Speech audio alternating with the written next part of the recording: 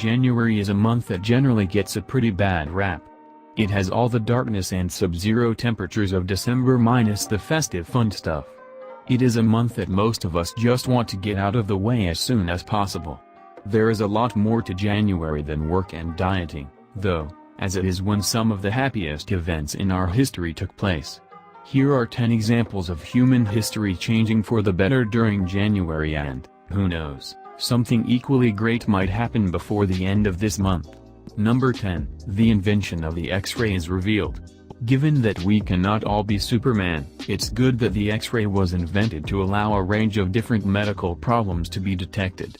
What a lot of people don't realize, though, is that the announcement of this took place in January 1896. The inventor was German physics professor Wilhelm Röntgen, who was experimenting with passing an electrical discharge through a glass tube in late 1895 when he discovered that it gave off a fluorescent light that rendered aluminum, wood, and paper transparent. Röntgen tested his new discovery by taking an X-ray of his wife's hand. She was seriously spooked to see her own skeleton, as it made her imagine her death.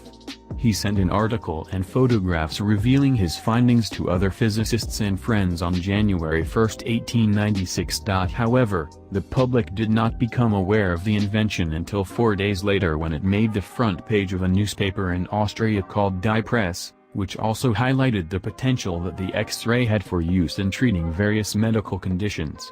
Röntgen received the Nobel Prize in Physics for his discovery. Number 9, the first U.S. flag is flown. Although we all associate the Stars and Stripes with the U.S., it was not the original American flag. That honor goes to the Grand Union. This flag contained the same red stripes on a white background as the one that followed it. But there were no stars, and the top left-hand corner featured a Union Jack. It served as the United States flag during the first year and a half of the War of Independence, and was presented as the flag for the very first time on January 1, 1776.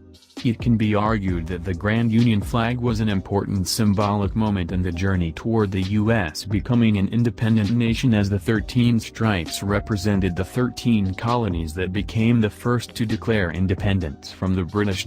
This argument is further supported by the fact that it was the Grand Union flag, not the more familiar Stars and Stripes, that was flown on the very first Independence Day, July 4, 1776.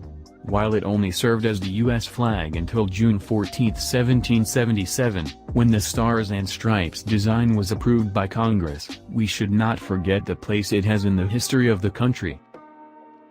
Number 8, the first photograph of the moon is taken. Most people with an interest in photography have taken a shot of the moon, but until January 1839, no one had ever managed to capture an image of it. The man who changed all that was Louis Daguerre, an artist and photographer from France. He not only took the earliest known picture of the moon, but he also invented the first workable form of photography, the daguerreotype. This saw the images fixed on steel-plated copper using a development process involving mercury fumes and salt water. Daguerre captured an image of the moon using this process on the recorded date of January 2, 1839. While the shot of a crescent moon may not have offered the kind of clarity and detail that we take for granted these days, it was crucial to the development of astronomy. Before photographing the moon was possible, astronomers had been forced to make drawings. These sketches frequently missed key details and contained mistakes, as the astronomers were trying to recall from memory what they had seen. Number 7, the Mona Lisa is shown in the U.S. for the first time. The Mona Lisa does not look like the sort of woman who would take a trip across the U.S., but that is exactly what she did in the early months of 1963. The painting by Leonardo da Vinci was displayed in America for the very first time on January 9, 1963, with its first port of call being the National Gallery of Art in Washington, D.C. More than 500,000 people viewed it there before it left in early February 1963. The story behind the iconic artwork coming to America began almost 2 years earlier, when U.S. President John F. Kennedy and his wife, Jackie, visited France. The First Lady struck up a friendship with André Malraux, the French cultural minister. Malraux went on to pay a visit to the U.S. during 1962. He attended the National Gallery of Art with Jackie, where she charmed him into agreeing to talk his government into letting the painting travel across the Atlantic. The French President Charles de Gaulle agreed to the idea because he saw it as a way of easing tensions between the two countries at the time. As a result, the fragile masterpiece made the trip by boat in a customized packing case designed to minimize vibrations and contact with surfaces. Following this initial spell on Washington, the Mona Lisa went on to be displayed at the Metropolitan Museum of Art in New York before its return to France. Number 6. Damn the Motown is launched. Damn the Motown is one of the greatest record labels in music history, and most of us recognize their songs. However, fewer people know precisely when the label was founded, an event that took place on January 12, 1959. The man who created the label was Berry Gordy Jr., an ambitious young songwriter from Detroit. He had written hits for Jackie Wilson, among others, and the original name of the label was Tamla Records.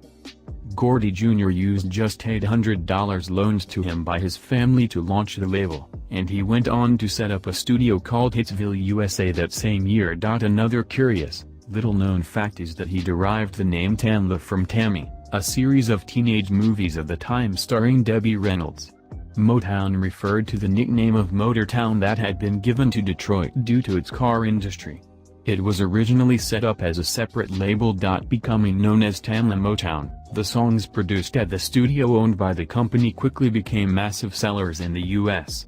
Shop Around by the Miracles was the first big hit in 1960, while the Marvelettes' Please Mr. Postman brought the first number one the next year. Alongside the chart hits, it should be remembered that Motown was also a successful company owned and run entirely by black people at a time of serious racial inequality.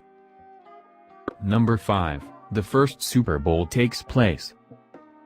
Some people prefer sports to music, and January has a significant historical event to suit them as well, the first Super Bowl. On January 15, 1967, the teams competing in this debut clash of the AFL and NFL were the Kansas City Chiefs and the Green Bay Packers. The venue for the match was the Memorial Coliseum in Los Angeles. It was a lot different from the spectacle that we know and love now. Back then, the stadium contained empty seats and television coverage was blocked for fans within a 120-kilometer (75 miles) radius outside of LA.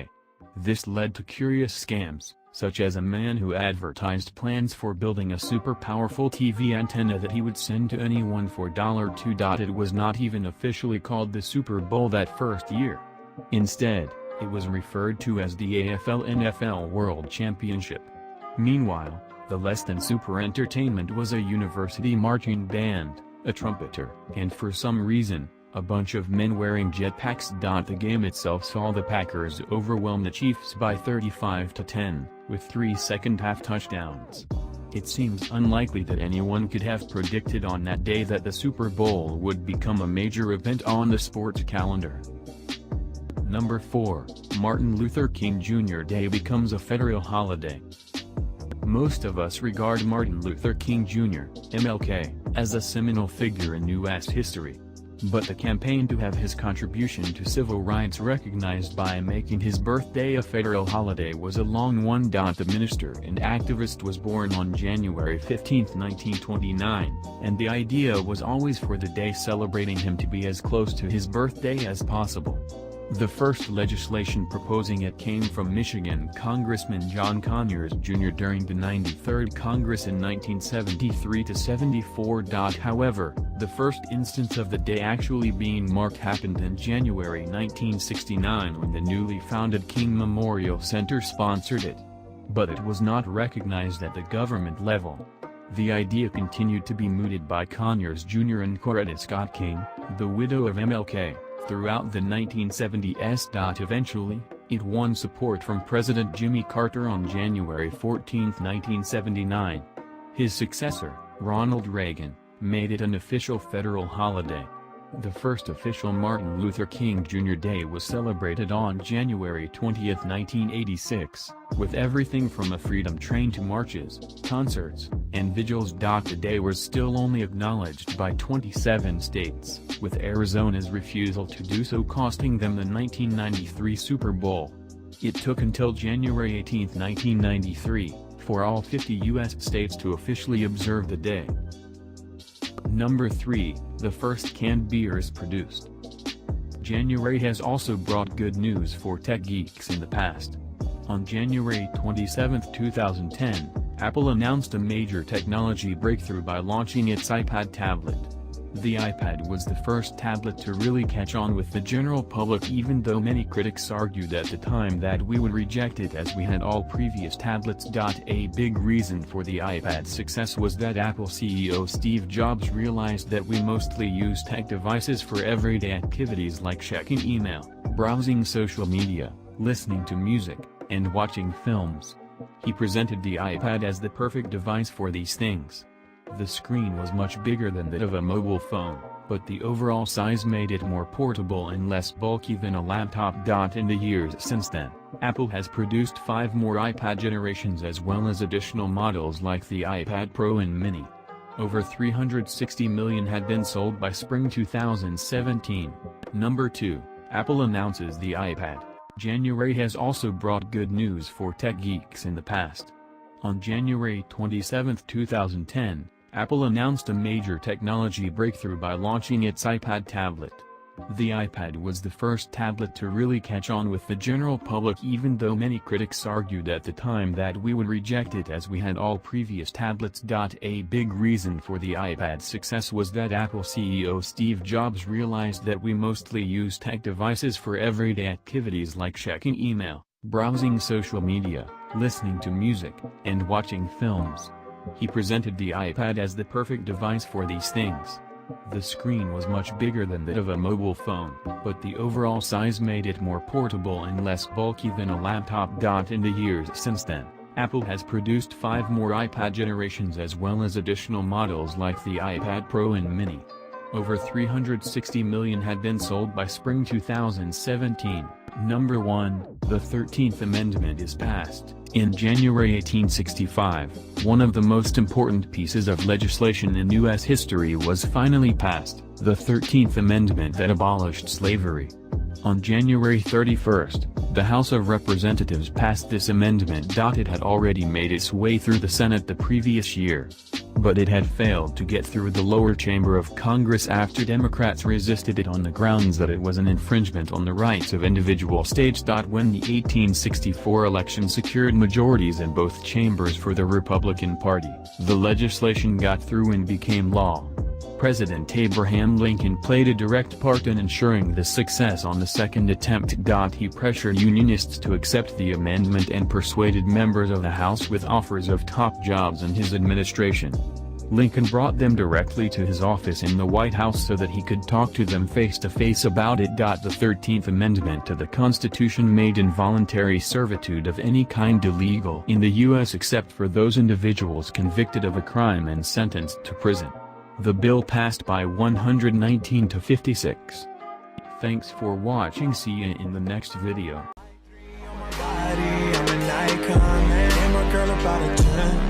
I should fuck her in the Benz.